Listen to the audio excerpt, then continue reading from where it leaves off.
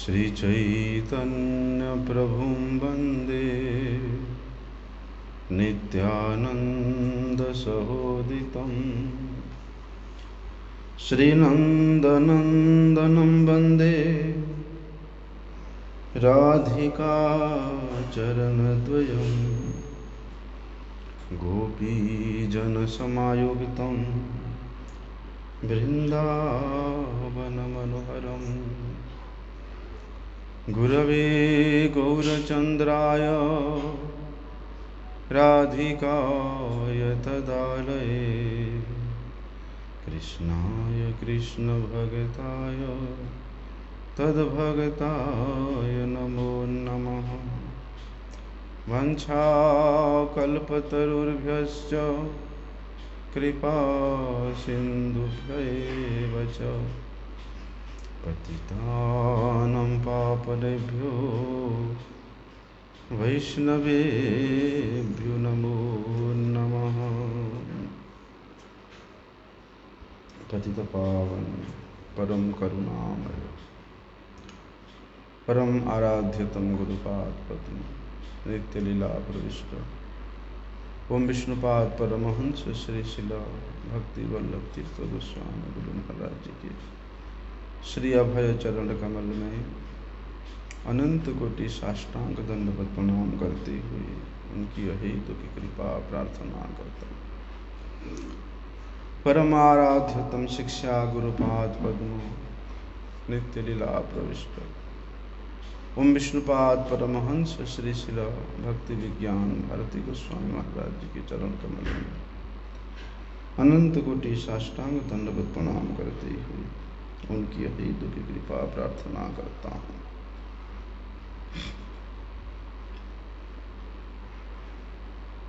सनातन गोस्वामी जी ने बृहद भागवतामृतम ग्रंथ से उन्होंने एक निचोड़ सिद्धांत का उद्धृत किया है, प्रतिपादन किया है। वो है कि भगवान का जो लीला का वैशिष्ट्य है, भगवान के रूप का वैशिष्ट्य है, भगवान के माधुर्य का वैशिष्ट्य है, ये परिकरों के वैशिष्ट्य से ही संपादन होता है। जिस प्रकार भगवान का कृपा भक्तों के कृपा के माध्यम से ही होता है, भगवान का कृपा भक्त कृपा के अनुगामिनी होता है, ठीक उसी प्रकार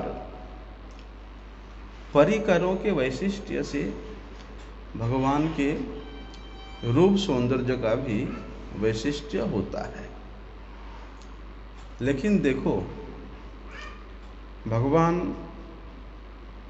इस जगत में इस बहिर्मुख जीवों पर अत्यधिक दयावान होकर के, वैसे तो पतितों पर दया करना उनका स्वभाव है, अधमों पर कृपा करना उनके स्वभाव है। किस प्रकार के दया करने के लिए भगवान?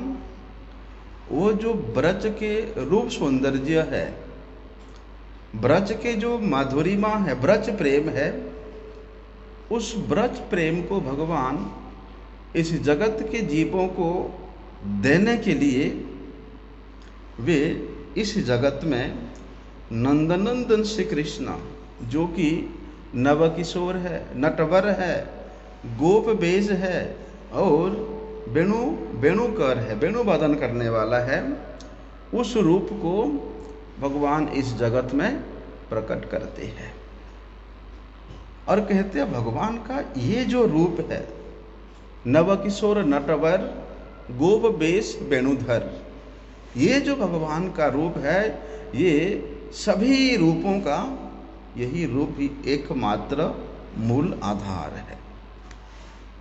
इसी रूपों से ही तमाम रूपों का प्रादुर्भाव होता है, इसी रूप से ही अनंत अवतारों का प्रादुर्भाव होता है।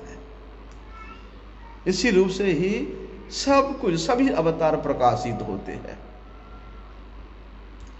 तो ऐसे रूप का दर्शन करके, अनुभव करके श्री सत्यव्रत मुनि भगवान श्री दामोदर की लीला को वर्णन करते हुए क्या कहते हैं कि रुदंतम मुहुर नेत्र युग्मम मृजंतम कराम्भोज युग्मेन सातंक नेत्रम मुहुर श्वास कंप त्रिरेखांक कंठ स्थित ग्रीवम दामोदरम भक्तिबद्धम।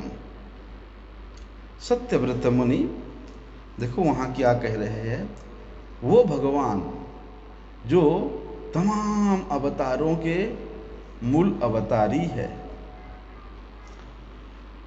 तमाम कारणों के वे ही प्रथम कारण है, तमाम ईश्वरों के जो परमेश्वर है, वे भगवान यहाँ क्या कर रहे हैं?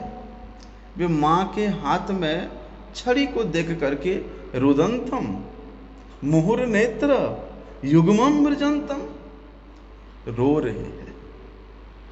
अरे वो तो माँ है और छोटी सी पतली सी छड़ी पकड़ी हुई है, उसको देख के रो रहे हैं। केवल रोना नहीं, बोलते हैं कि कराम्भोज युग में न अपने हाथों से, किस प्रकार के हाथों से? बोलते कमल जैसे हाथों से, दोनों हाथों से वे मुहुर श्वास कंप अपनी दोनों हाथों को अपनी आंखों में मल रहे हैं। मृजंतम बोलते एक साथ मसल रहे हैं दोनों हाथों से, दोनों आंखों को। नेत्र युग्मम दोनों नेत्रों को दोनों हाथों से वो बार बार मसल रहे हैं। मृजंतम और सातंक नेत्रम, इस प्रकार करते हुए भगवान अत्यधिक भयभीत है, अर्थात उनके दोनों नेत्र भय से विवल है और भय से विवल होने के कारण मुहुर श्वास कंप त्रिरेखांक कंठ ग्रीवम। बोलते हैं माता यशोदा ने लाला के कंठ में जो आभूषण पहना के रखा था, विशेष रूप से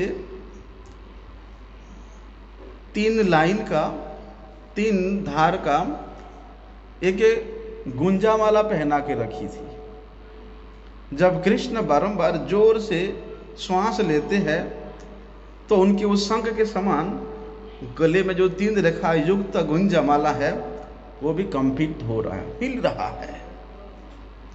और क्या कहते हैं सत्यव्रत मुनि कि दामोदरम, दामोदरम मतलब जिनके उदर पर, जिनके कटी प्रदेश पर रस्सी बंधा हुआ है, वे दामोदर, उनको भक्तिबद्धम, जो कि रस्सी के द्वारा नहीं बंधे, माँ के वात्सल्य प्रेम से बंधे हैं। माता के वात्सल्य प्रेम रूपी बंधन को जिन्होंने स्वीकार किया है, नमामि, बोलते उन भगवान को मैं नमस्कार कर रहा हूं। भाई माँ यशोदा के हाथ में छड़ी को देख करके क्यों डर रहे हैं? मार खाने की भय से। अब तो मैया मुझे मारेगी। क्यों मारेगी भैया? जरूर कुछ ना कुछ अपराध किया होगा, कुछ ना कुछ गलती किया होगा, तभी तो मैया मारेगी। तो कन्हैया को अपनी अपराध का, अपनी गलती का एहसास है, इसलिए वे क्या कर रहे? भय से डर करके रोते रोते बारंबार अपनी दोनों आंखों को अपने दोनों हस्त कमल से रगड़ रहे हैं, मसल रहे हैं। बोलते इस प्रकार करते हुए जिन भगवान के दोनों नेत्र अत्यधिक भय से विह्वल है। और मैया यशोदा अपने लाला को पकड़ करके, कान को पकड़ करके डांट रही है, डांट लगा रही है। अब भैया छोटे से बालक है, इस प्रकार रो रहे हैं। रोदन करने की आवेग से बारंबार ये सांस लेने के कारण उनके शंख में जो त्रिरुखा युक्त एक रेखाएं हैं जो कि मोतियों माला से सुशोभित है, बोलते मोती की माला भी अत्यधिक कंपित हो रहा है। जब कोई इस प्रकार फपक फपक के रोता है, वास्तव में यहाँ हिलता ही है। और बोलते हैं जिनके उदर में माँ यशोदा के वात्सल्य भक्तिमय प्रेम के द्वारा बंधे हुए हैं, रसी के द्वारा, वो जो सच्चिदानंद स्वरूप दामोदर है, उनको मैं वंदना करता हूं। देखिए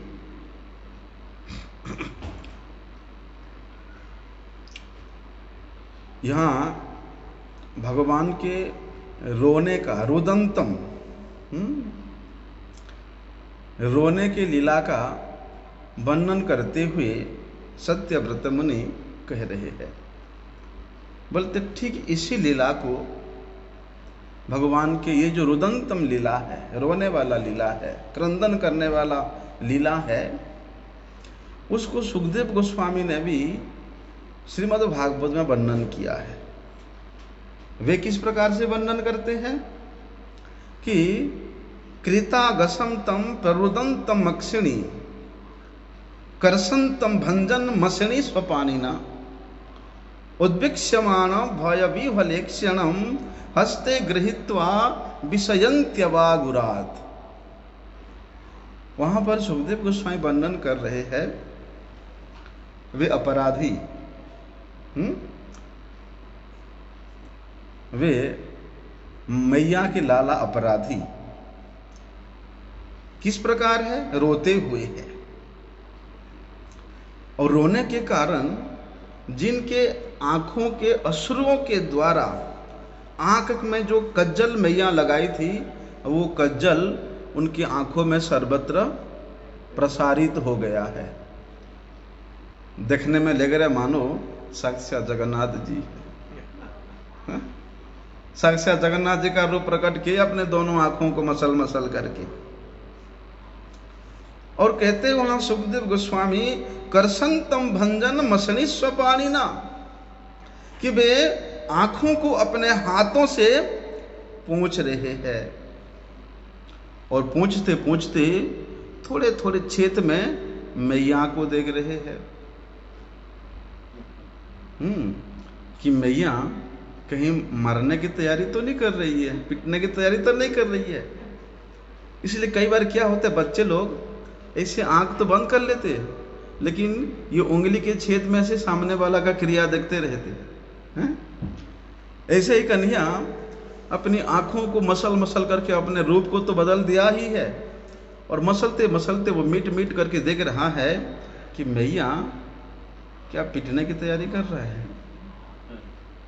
इसलिए भय से विह्वल होकर के माता यशोदा के हाथ में पकड़े हुए है, और मैया उसके कान को पकड़ करके डांट लगा रही है। तो सत्यव्रत मुनि कह रहे हैं कि माता के हाथ में वो छड़ी को देख करके कृष्ण अत्यधिक आशंका कर रहे हैं। क्या आशंका कर रहे हैं? एक तो मैया इतना परिश्रम करके दौड़ दौड़ के मेरे पास आई है, और मैं मैया को इतना दौड़ाने के कारण मैया क्रोध में लाल हो गई है, और हाथ में छड़ी है, मतलब अवश्य मुझे मारेगी, अवश्य मैया मुझे मारेगी। इसलिए मैं भयभीत हूं, मैं डर गया हूं। ये दिखाने के लिए वे क्या कर रहे हैं, अपने आंखों को मसल रहे हैं, रूप बदल रहे हैं। क्या होता है, कई बार जब छोटा बालक कुछ करता है तो उसको अगर थोड़ा डांट लोगे ना, जा कर के पहले बालू में, कीचड़ में, या जो कुछ भी होगा उसमें अपने रूप को चेंज कर देगा। बालू में ऐसे उलट पुलट करके एकदम धूल धूसरित हो जाएगा।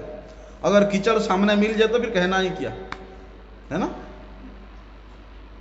क्या आप नहीं से हमने तो ऐसे कर दिए थे।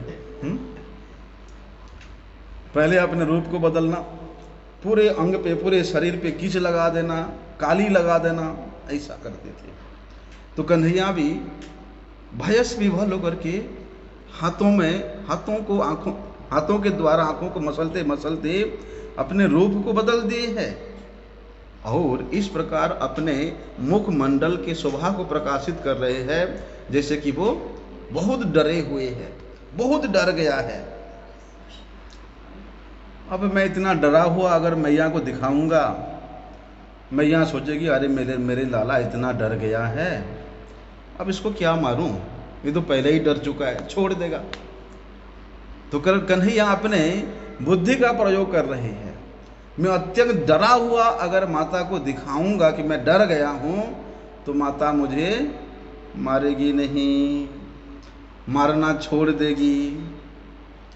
इसलिए वे कर रहे अपने काम, मसल मसल करके जिन्होंने अपने आंखों को जगन्नाथ का रूप दे दिया है, उन भगवान को सत्यव्रत मुनि नमस्कार कर रहे हैं।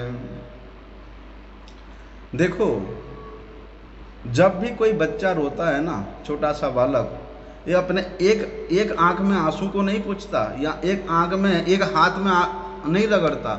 वो बाल स्वभाव है कि वे दोनों हाथों को ही लगाएगा ऐसा। इसीलिए भाई भय का आवेश भी है, केवल दिखावा तो नहीं कर रहा है, भयभीत है, और भयभीत होने के कारण आंखों से अश्रु भी तुरंत निकल रहा है।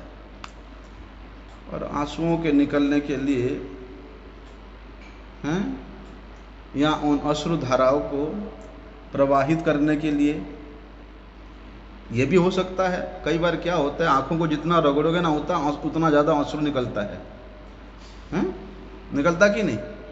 इसलिए और ज़्यादा अश्रुपात करने के लिए, आंखों से अश्रु निकालने के लिए और जोर जोर से रगड़ रहे हैं। अरे भैया, रगड़ने की क्या जरूरत है, तुम इशारा तो करो, बारिश आ जाएगा तुम्हारे आंखों से रगड़ने की जरूरत क्या है? कई बार वो अश्रुओं के धारा को बंद करने के लिए भी आंखों को मसला जाता है ना? और कई बार अश्रुपात कराने के लिए भी आंखों को मसला जाता है। तो वहां पर सत्यव्रत मुनि क्या कहते हैं कि सातंक नेत्रम, कि भैया जिन अखिल ब्रह्मांड के एकमात्र कारण स्वरूप वे भगवान आज अत्यधिक सशंकित है, उनके आंखें भय से विभलित है। अब जिसका आंख इतना शंकायुक्त है, शंकित है, विचलित है, तो उसके मन में क्या चल रहा होगा? हैं? उसके मन में क्या चल रहा होगा? कई बार क्या होता है, जब बड़ा स्टेज होता ना, बड़ा स्टेज होगा, बड़े बड़े विद्वान लोग बैठे होंगे, उनके सम्मुख जब कोई कथा करने के लिए बोल देता है, पहले तो आंख के द्वारा देख करके डर लगता है, और यहाँ पर ऐसा होता रहता है, होता है इसे। आजकल तो होता नहीं, पहले होता था इसे। हाँ, ऐसा। तो जिसका आंखें इतना भय से विवलित है, उसके मन में क्या चल रहा होगा? बोलते जो आंखों के द्वारा और मन के द्वारा माता के छड़ी को देख करके अत्यंत भय विभल है, उन भगवान को नमस्कार है। ऐसा कहते हैं। देखो, माता के ताड़ना से बचने के लिए, माता के शासन से बचने के लिए माता के वो डराने की जो क्रिया है, उसी से बचने के लिए भगवान की ये जो लीला है वास्तव में ये विचार करने योग्य है। क्या होता है, रोदन करने के कारण वे बारंबार सांस लेते हैं। और बच्चा जब रोते रोते सांस लेता ना, उसमें एक अलग आवाज भी आता है, बड़े करुण आवाज आता है। रोते रोते जो सांस लेता है, बड़े करुण करुण आवाज आता है। और वे अत्यधिक फपकने के कारण बोलते उनके शंख की तरह 3 रेखा वाले कंठ में उनकी जो मुक्ताहार है, और भी गले में मैया ने जो जो आभूषण लगा के रखी है, वे सभी आभूषण कंपित हो रहे हैं। और बोलते जिन भगवान के उदर पर मैया ने रेशम की डोरी बांध रखी है, ये रेशम की डोरी बंधन के लिए नहीं है, हाँ, ये तो श्रृंगार के लिए है। बोलते उन भगवान श्री कृष्ण को मैं नमस्कार कर रहा हूं।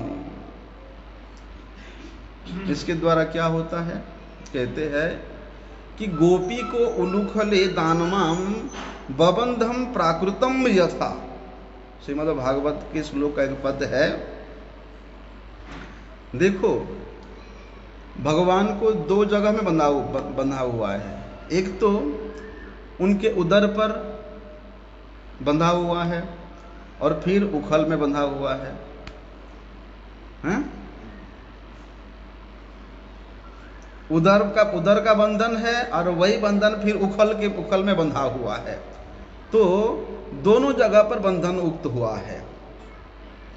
बोलते उसी को क्या कहते हैं, इसी तत्व को अभिव्यंजित करते हुए भक्त वत्स्यता का भगवान अपने भक्त के वत्स्यता को स्वीकार करते हैं। इसका उत्कर्ष को यहाँ प्रतिपादन करते हुए सत्यव्रत मुनि कहते हैं भक्तिबद्धम,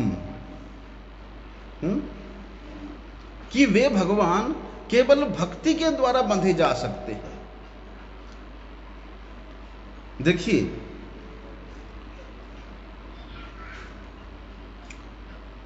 अपने संबंध में, माता के संबंध में, तो माता की भक्ति द्वारा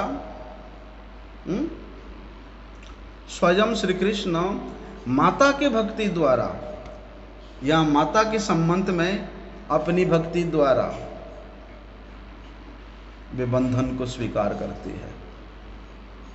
कहते हैं ना, यद्यपि श्री कृष्ण के प्रेम के अपेक्षा भक्त का प्रेम अधिक ना हो, तो वे भगवान को बांध नहीं सकता, वे भगवान को वशीभूत नहीं कर सकता।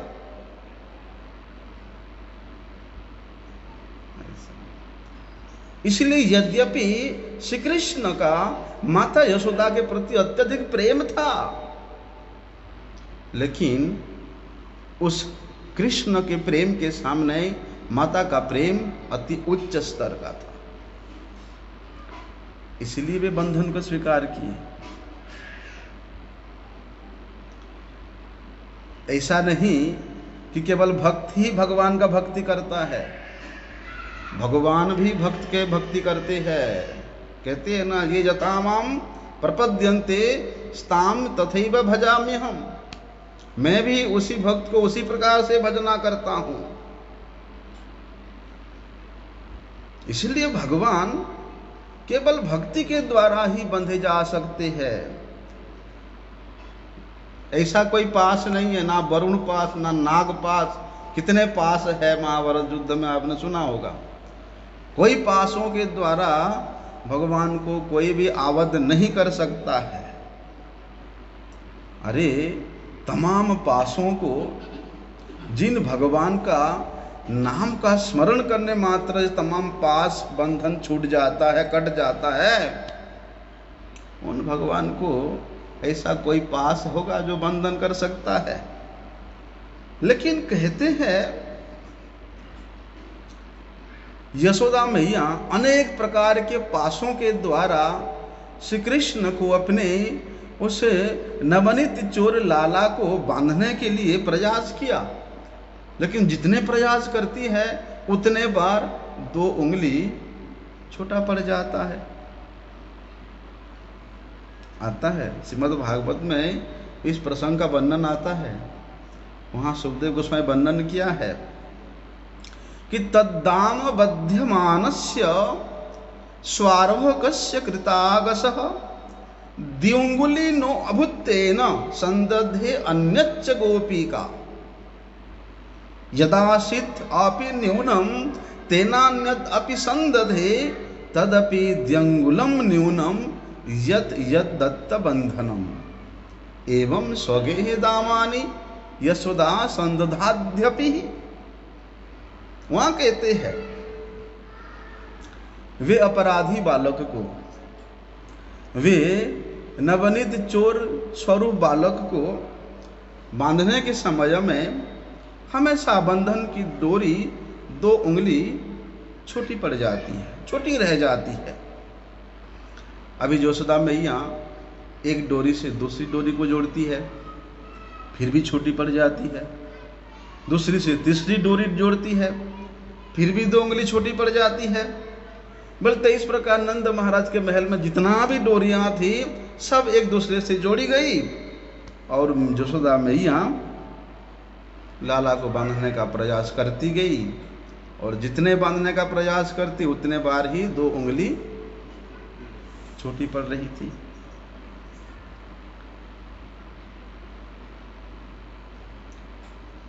नंद महल के रस्सियां जोड़ जोड़ के खत्म हो गई। मैया ने इशारा किया सभी गोपियों को, जाओ भैया जिसके घर में जितना भी रस्सियां हैं सब लेकर के आओ। सभी रस्सियों को जोड़ जोड़ के सब गोपियां भी लग गई जोड़ने में, लेकिन फिर भी मैया अपने लाल को नहीं बांध सकी। दामोदरम भक्तिबद्धम एक शब्द आता है इसमें है? कि दामोदरत्व मतलब अपने बंधन को स्वीकार करते हुए जो भक्ति के अपने माता के उन गोपियों के भक्ति के द्वारा आनंद के अनुभव कर रहे हैं, अथवा उन गोपियों के माता यशोदा के बंधन को स्वीकार करने के लिए, उनके द्वारा बद्ध होने के लिए, वशीभूत होने के लिए जो अनेक दिनों से लालायित थे। भला कोई किसी को बांधे उसके लिए भी लालायित होना ये कैसा है? हाँ, लेकिन भगवान हमेशा अपने भक्त के वशीभूत रहना चाहते हैं, हमेशा भक्त के द्वारा वे बंधन को स्वीकार करना चाहते हैं, क्योंकि उस बंधन में ही उनको परम रस का, परम प्रेम का आस्वादन होता है। बोलते इन सब लीलाओं के द्वारा श्रीमद् भागवत में जो सुखदेव गोस्वामी जी ने वर्णन किया है उसी से हम लोगों को पता चलता है कि भैया ये जमलार्जुन भंजन लीला का सूत्रपात कहाँ से हुआ था? नारद जी से हुआ था ना। नारद जी ने उस वरुण के दोनों पुत्र को श्राप दिया था, अर्थात नारद जी की जो भक्ति है, नारद जी के भक्ति को, नारद जी के उक्ति को, अर्थात अपने भक्त के वाणी को रक्षा करने के लिए भगवान ने बंधन को स्वीकार किया। केवल बंधन स्वीकार नहीं किया, अरे छोटे से बालक इतना बड़ा उखल को खींच खींच के लेके जाना कोई छोटी बात है? और उखल से वो दोनों विशाल विशाल जमल अर्जुन पेड़ को खींच करके गिरा देना, इसमें क्या परिश्रम नहीं लगता है? छोटे से बालक है। लेकिन मेरे भक्त ने कहा है, नारद ने कहा है, इसलिए मुझे बंधन स्वीकार करना ही पड़ेगा। नारद ने कहा है कि ये नलकुबर और मणिग्रीव का उद्धार करना है, इसलिए मुझे वो विशाल विशाल पेड़ को भी खींच के गिराना है।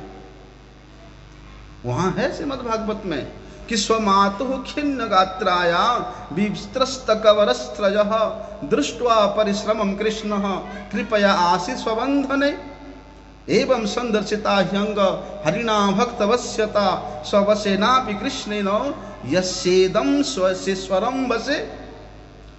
अरे नेमं विरिंचो न भवो न शिरप्यंग संश्रया प्रसादम लेभिरे गोपी यत्तत् प्राप विमुक्तिदात् नायम सुखाप भगवान देहिनाम गोपिका सुत ज्ञानिनाम आत्मभूतानाम यथा भक्ति मतामिह। सुखदेव गोस्वामी वर्णन किया वहां पर जब मैया यशोदा श्री कृष्ण को बांध रही थी, वे बार बार उन डोरियों में गांठ लगा करके श्री कृष्ण को बांधने का प्रयत्न कर रही थी। इतना परिश्रम मैया कभी नहीं की, लेकिन आज मैया को भी जोश आ गया है। इसलिए लाला को बांधते बांधते माता के अंग में पसीना आ जाता है। माता के अंग से मोती के समान पसीने की बूंद नीचे टपकने लगता है। माता के केश बंधन खुल जाता है और उस केश में जो माला सजावट हुआ है वे माला भी धीरे धीरे स्खलित हो रही है। कृष्ण देखते हैं, अरे मैं मेरे माता को इतना परिश्रम क्यों करा रहा हूं? कृष्ण देखते हैं कि माता थक गई है, इसलिए माता को और परिश्रम मैं कराना नहीं चाहता हूं। इसलिए वे स्वयं बंधन को स्वीकार करते हैं। कृपा करके अपने माता को कृपा करके वे स्वयं बंध जाते हैं। तो सुखदेव गोस्वामी जो वहां कहते परीक्षित महाराज को, देखिए कि नेमम विरिंचो न भवो न रणस्यप्यंग। अरे ब्रह्मा इंद्र चंद्र वरुण जितने भी बड़े बड़े देवता है, देवताओं के जो आधिकारिक देववृंद है, बोलते हैं जिनके द्वारा ये समस्त जगत वशीभूत है, विश्व जिनके वशीभूत है, ऐसे जो स्वतंत्र हरि भगवान श्री कृष्ण को, ऐसे जो स्वतंत्र हरि भगवान श्री कृष्ण को बंधन स्वीकार करना क्या ये छोटी बात है? वो भी अपनी माता के द्वारा भक्त वत्स्यता को स्वीकार करके, भक्त वात्सल्यता को स्वीकार करके। इसलिए इस बंधन के द्वारा भगवान के भक्त वात्सल्यता भक्त वत्स्यता संपूर्ण रूप से प्रकाशित हो रहा है। बोलते वही गोपी यशोदा मैया, बोलते जिस प्रकार से भगवान श्री कृष्ण के अनुग्रह को प्राप्त किया, वे मुक्तिदाता श्री कृष्ण की कृपा को प्राप्त किया, उस प्रकार की कृपा उस प्रकार के अनुग्रह तो बोलते हैं ना ब्रह्मा को मिला ना महेश्वर को मिला, और सर्वदा भगवान के अंग विलासिनी, उनके पाद संवाहन करने वाले उनके हृदय विलासिनी ना तो लक्ष्मी देवी को ही प्राप्त हुआ। इसलिए वहां सुखदेव गोस्वामी वर्णन करते गोपिका सुतः, बोलते वे गोपी के पुत्र गोपिका के सुत भगवान श्री कृष्ण भक्तों के लिए जितना सुलभ है, प्रेमियों के लिए जितना सुलभ है, बोलते उतना सुलभ ना कोई तपस्वी के लिए है, ना कोई आत्मदर्शी ज्ञानी के लिए है, और ना कोई देहाभिमानी कर्मकांडी के लिए है। वे भगवान केवल भक्त के लिए सुलभ है। मतलब चाहे तपस्वी हो चाहे जोगी हो, वे अपनी साधना के अति श्रेष्ठतर स्थिति तक पहुंचने के बावजूद भी, अत्यधिक कष्ट स्वीकार करके इतना साधन करने के बावजूद भी वे भगवान को सम्यक रूप से नहीं प्राप्त कर सकते। इसलिए भगवान तो केवल भक्त के लिए है, भक्त के लिए ही प्राप्य है। वहां वर्णन है एक जगह में श्रीमद् भागवत में कि देवर्षि प्रियतमो यदि मो धनदात्मजो तद तथा साधयिष्यामि यद गीतम तद महात्मना। क्या कहते हैं वहां पर कि देवर्षि नारद वे मेरे प्रियतम भक्त है, और ये दोनों भी कुबेर के पुत्र है। जो कुबेर मेरे इच्छा के अनुसार इस समस्त लक्ष्मी का देखरेख करता है। इसलिए उस महात्मा नारद जी ने पूर्व काल में जिस प्रकार का कहा था, उसी प्रकार से बोलते मैंने इन दोनों का उद्धार करूंगा। तत् तथा साधयिष्यामि यद गीतम तत् महात्मनः। वे मेरे प्रिय भक्त नारद जिस प्रकार कथन किया था, उसके अनुसार ही मुझे ये दोनों का उद्धार करना है। देखो, अरे जिनके भ्रुकुटी के भय से हैं सागर सप्त उछलते देखा। कौन सा भजन है, याद है आपको?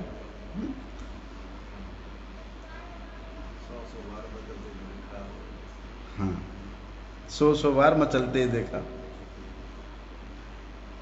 बोलते हैं जिनके भ्रुकुटी से त्रिलोक कांपता है, आज वे मैया के भय से भयभीत है। यहां तक स्वयं भय भी जिससे भयभीत होकर भागता है, वे भगवान आज मैया के वो पतली सी छड़ी से भयभीत है। मैया के वो छोटी सी छड़ी को देख करके कांप रहे हैं। वो पुतना 6 कोस लंबा पुतना, इतना लंबी चौड़ी पुतना, 10,000 हाथी के बल रखने वाले पुतना, अपने स्तन पे कालकूट का विष दे करके जिन बाल कृष्ण लाल को 6 दिन के बच्चा को मारने के लिए इतना आकाश में उड़ा के लेकर के गई, तब तो वो कांपे नहीं हैं? तब नहीं कांपे। तृणावर्त इतना विशाल आकार लेकर, बमंडर का आकार लेकर के भगवान को कितना ऊपर ले जाता है। उस बवंडर को देख करके तो भगवान कांपे नहीं, लेकिन आज उस गोपिका माता यशोदा के हाथ से पतली से छड़ी देख करके वे कांप रहे हैं, भीत हो रहे हैं। और क्या कह रहे हैं, मैया तू मुझे मत मार। डर डर के कह रहे हैं, मैया तू मुझे मत मार। क्यों नहीं मारूं? क्योंकि मैंने दही का मटकी मैंने नहीं फोड़ा है, मैं नहीं फोड़ा दही का मटकी। रुदंतम, तो फिर क्यों रो रहा है, तो क्यों भाग रहा है, क्यों डर रहा है जब तू फोड़ा नहीं तो? रुदंतम थोड़ा मोटी है, थोड़ा स्थूल देह की है मैया, तो मैया दौड़ रही है। दौड़ते दौड़ते मैया की बैनी खुल जाती है, बैनी में लगे हुए पुष्प गिरने लगते हैं, और वे पुष्प भी मैया के बैनी के पुष्प भी कह रहे हैं, मैया को जो भक्त अत्यंत वैराग्य युक्त रस के द्वारा अपने हृदय को निर्मल कर लिया है,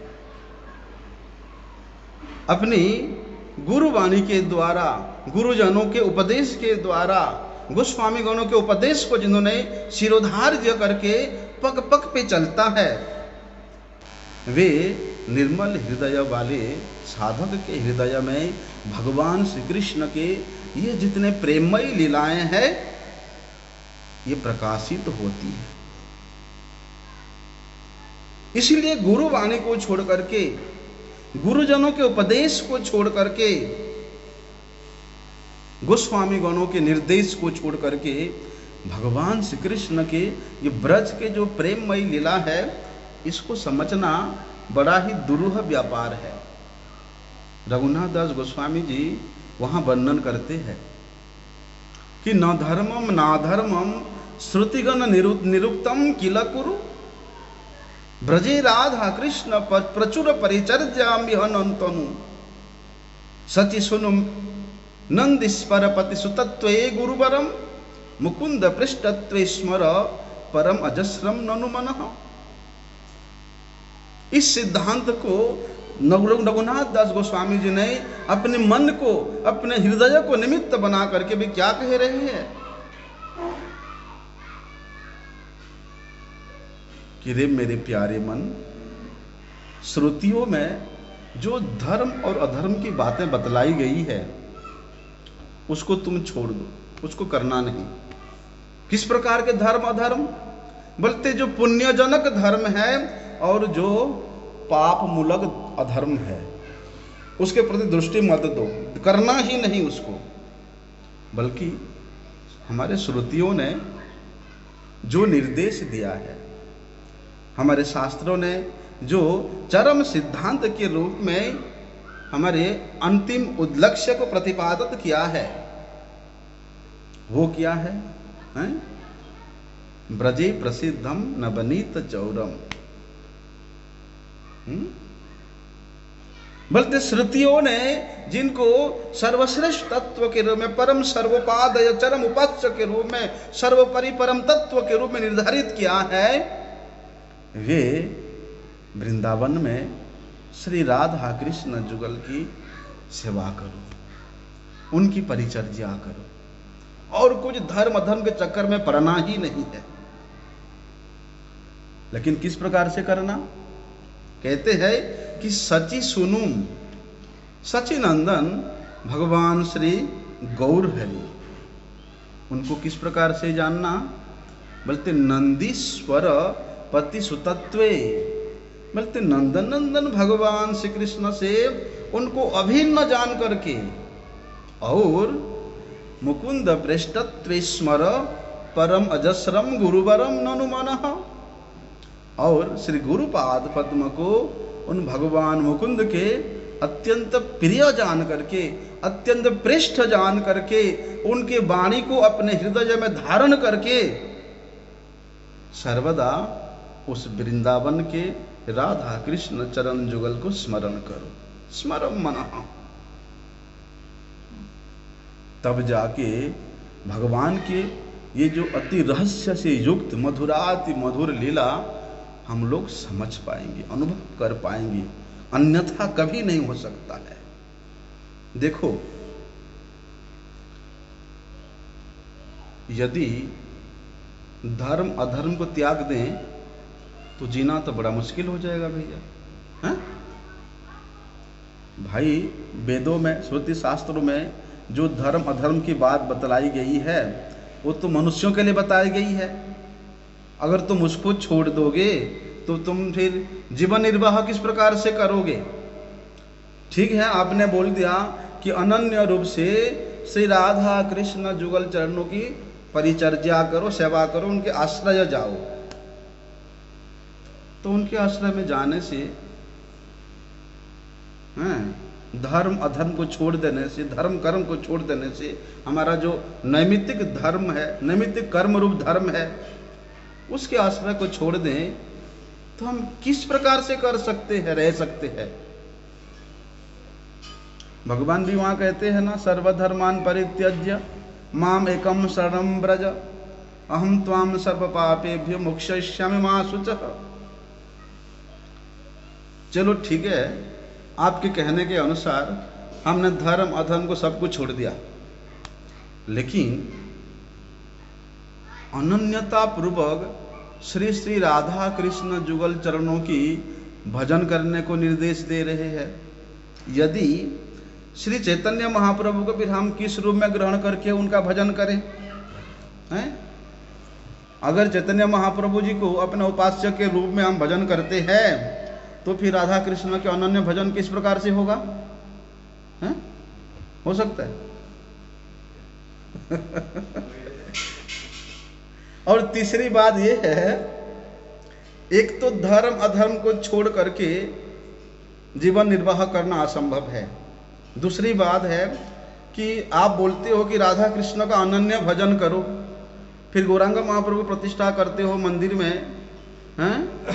अगर गौरांग महाप्रभु उपासना करने जाओगे तो राधा कृष्ण का अनन्य उपासना किस प्रकार से होगा? और श्री गुरुदेव का स्मरण किस भावना से करना चाहिए?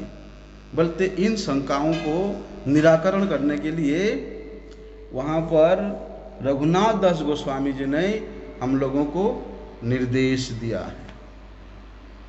बोलते भगवान के वो जो दिव्याति दिव्य दाम बंधन लीला है, जिन लीलाओं के माध्यम से भगवान भक्ति वत्स्यता को प्रदर्शन कर रहे हैं, भक्त वात्सल्यता को प्रदर्शन कर रहे हैं, भक्त के द्वारा पराजित होकर के, पराभूत होकर के भक्त से वे अधीन रहना चाहते हैं, उस लीला को अगर समझना है, उस लीला को अगर हृदयंगम करना है, तो रघुनाथ दास गोस्वामी जी ने मनोह शिक्षा में हम लोगों को जो शिक्षा दिया है, उस शिक्षा को पुंखानुपुंख रूप से श्रवण करके उसको पालन करना पड़ेगा। इसलिए तो वहां कहते हैं रघुनाथ दास गोस्वामी, न धर्मम नाधर्मम श्रुतिगण निरुक्तम किल कुरु।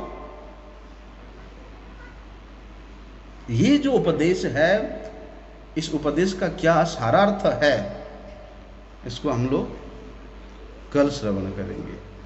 और जो दाम बंधन का लीला, रुदंतम मोहर नेत्रम युग्मम मृजंतम, उसके आगे क्या होता है और उस लीला के साथ ये सिद्धांत किस प्रकार से जुड़ा हुआ है, उसको हम कल सुनेंगे।